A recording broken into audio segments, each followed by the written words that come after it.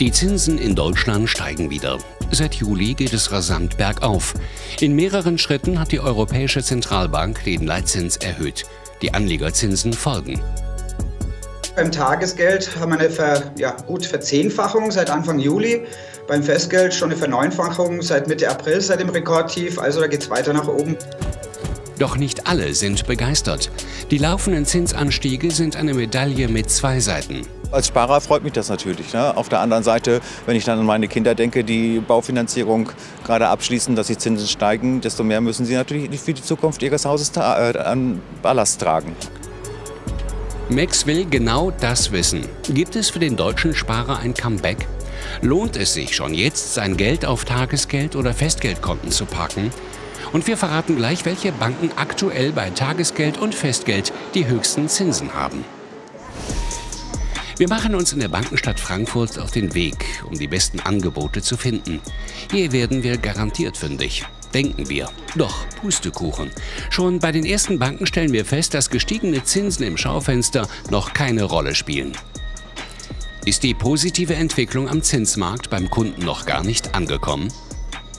Ist noch sehr frisch. Habe mich damit echt noch gar nicht beschäftigt. Viele, die wir fragen, erfahren erst von uns, dass es sich jetzt wieder lohnen könnte, sein Geld auf Tagesgeld- und Festgeldkonten anzulegen.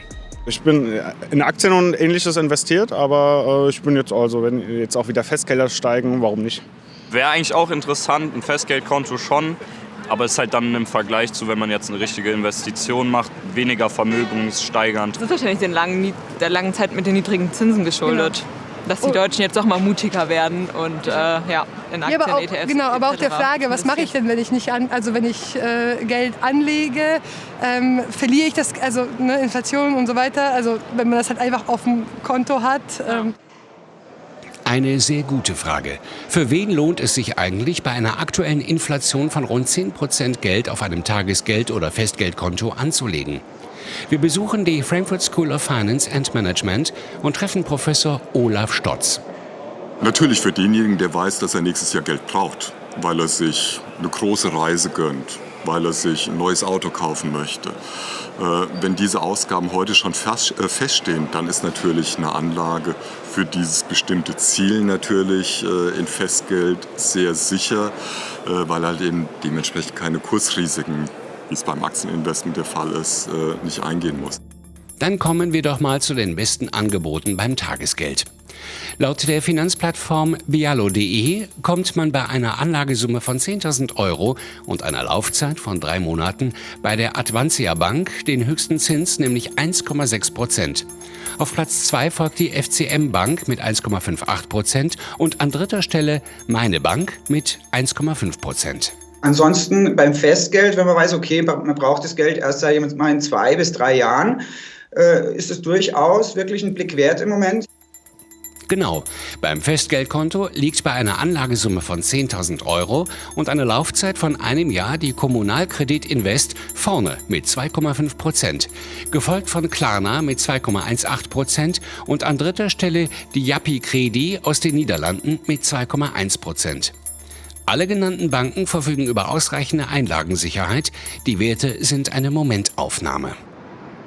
Die Europäische Zentralbank hat weitere Zinsschritte nach oben angekündigt. Auf die Sparer kommen also immer bessere Zeiten zu. Die Verbraucher müssen sich da übrigens nicht zwischen Tages- oder Festgeldkonto entscheiden. Sebastian Schick von bialo.de hat da noch einen Tipp. Da gibt es aber auch noch eine Möglichkeit mit dem flexiblen Festgeld. Das kennt auch noch nicht jeder. Das ist so ein Zwitter, so ein Hybrid eigentlich aus einem Tagesgeld mit der Liquidität und den höher verzinsten Festgeldprodukten. Das heißt, ich kann da mit einer Kündigungsfrist von zum Beispiel 32 Tagen bei der FCA Bank zum Beispiel das Geld dann auch jederzeit rausziehen. Und noch ein Tipp. Wer bei Tages- oder Festgeld den größtmöglichen Sparzins rausholen will, der muss zu einem Zinshopper werden.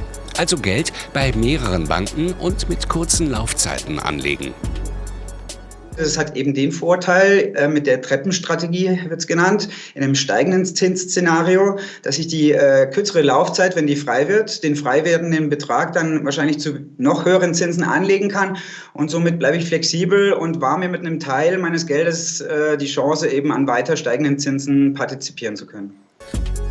Manche Experten sehen die kurzfristigen Spar- und Anlagemöglichkeiten wie Tages- und Festgeld aber eher kritisch.